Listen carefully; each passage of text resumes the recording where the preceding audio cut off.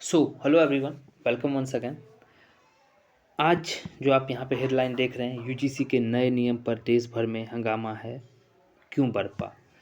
तो आज ये जो हमारा वीडियो है वो देश भर का जो सबसे चर्चित विषय है यूजीसी, उसी पर ये वीडियो है। इस पे मैं आप लोगों के साथ 3 टॉपिक पे बात करूँगा। पहला, क्या है यूजीसी के नियम, दूसरा, विवादों में क्यों है, और तीसरा और लास्ट में कि क्यों लाया गया, ज़रूरत क्यों पड़ा। इन चीज़ों पर मैं बात करूँगा। तो सबसे पहले, क्या है यूजीसी के नए नियम, इसके बारे में मैं आपको बता दूं, क्योंकि सबसे जो इम्पोर्टेंट फैक्ट है ना, कि बहुत लोगों को ये ही नहीं पता है कि यूजीसी के नियम हैं क्या। तो चलिए इस चीज़ों को समझते हैं। तो पहला है कि यूजीसी ने 13 जनवरी को विश्वविद्यालय अनुदान आयोग यानी उच्च शिक्षा संस्थानों में समानता को बढ़ावा नियम 2026 को अधिसूचित किया। इन नियमों को लागू करने के लिए हर उच्च शिक्षा संस्थान में एक समान अवसर केंद्र, एक समता समिति और समता समूह होना जरूरी है। समान अवसर केंद्र ईओसी वंचित समूह से जुड़ी नीति को लागू करने की देखरेख करेगा, जिला प्रशासन और पुलिस के साथ समन्वय करेगा और आवश्यकता पड़ने पर कानूनी मदद देगा। इन ईओसी में संस्थान के 5 शिक्षक होंगे। इन 5 सदस्यों के लिए किसी भी श्रेणी के लिए कोई आरक्षण नहीं है। नियमों में कहा गया कि अगर किसी कॉलेज में ईओसी बनाने के लिए कम से कम 5 शिक्षक नहीं हैं तो उसके काम उस विश्वविद्यालय के ईओसी द्वारा किए जाएंगे जिससे वह कॉलेज जुड़ा हुआ है।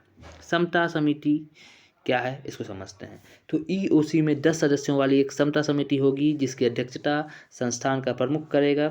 इसमें 5 सदस्य आरक्षित श्रेणी से होने चाहिए। अन्य पिछड़ा वर्ग, दिव्यांग व्यक्ति, अनुसूचित जाति, अनुसूचित जनजाति और महिलाएं। इसे शिकायतों पर कार्रवाई करने के लिए 24 घंटे के अंदर बैठक करनी होगी और 15 दिन के अंदर संस्थान के प्रमुख को रपट सौंपनी होगी। इसके बाद संस्थान के प्रमुख को 7 दिनों के अंदर कार्रवाई शुरू करनी होगी।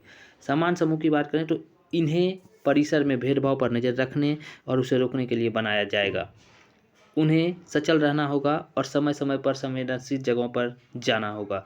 संस्थानों में भेदभाव की घटनाओं की रपट करने के लिए 24 घंटे की समता हेल्पलाइन भी होगी और उन्हें समता दूत नियुक्त करने होंगे जो समता के मसाल वाहक के रूप में काम करेंगे। ये तो है आपका कि यूजीसी के नए नियम क्या हैं। अब दूसरा जो हमारा आज का विषय है, ये विवादों में क्यों है। तो ये मैं आपको बता दूं विवादों में ये क्यों है। विद्यार्थी व शिक्षकों के एक समूह का मानना है कि यूजीसी के नए नियम सामान्य श्रेणी के विद्यार्थियों को परेशान कर सकते हैं और जाति के आधार पर बंटवारा पैदा कर सकते हैं।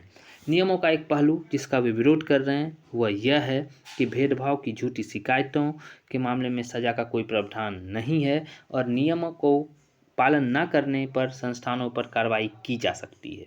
सोशल मीडिया मंचों पर यूजीसी रोल बैक हैशटैग के जरिए लोग आरोप लगा रहे हैं कि यह नियम सामान्य श्रेणियों के विद्यार्थियों के लिए गलत है और यह ओबीसी समुदाय के बीच राजनीतिक फायदा के लिए जाति आधारित बंटवारा पैदा करता है। तीसरा है, क्यों लाया गया। यूजीसी ने नए नियम सुप्रीम कोर्ट की दखल के बाद जारी किए हैं। दरअसल रोहित वेमुला और पायल तडवी की माताओं ने सुप्रीम कोर्ट में याचिका दायर की थी कि इन दोनों ने 2016 और 2019 में कथित जाति आधारित भेदभाव के कारण आत्महत्या कर ली थी। इन याचिकाओं पर सुनवाई करते हुए इस सुप्रीम कोर्ट ने यूजीसी को नए समानता नियमों को लागू नहीं करने पर फटकार लगाई थी और जस्टिस सूर्यकांत और उज्ज्वल भुइया के सुप्रीम कोर्ट बेंच ने 3 जनवरी 2025 को इस बात पर जोर दिया कि नियम सिर्फ प्रतीकात्मक नहीं होने चाहिए।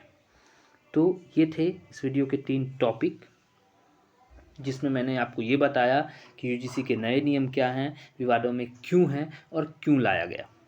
अब वीरेंद्र नेगी जो डूटा के अध्यक्ष हैं वो क्या कहते हैं, इसको सुनते हैं और समझते हैं। यूजीसी के नए नियम ठीक तो हैं, लेकिन इसमें निर्दोषों के फंसने की भी आशंका है। इसमें गलत शिकायत करने वालों को सजा देने का भी प्रावधान नहीं है। हम यूजीसी से मांग करके नियमों में इन दोनों प्रावधानों भी डालें। मतलब इनका ये है कि हम यूजीसी से मांग करेंगे कि नियमों में ये जो 2 चीज़ें इन्होंने बताया इसको भी डालें।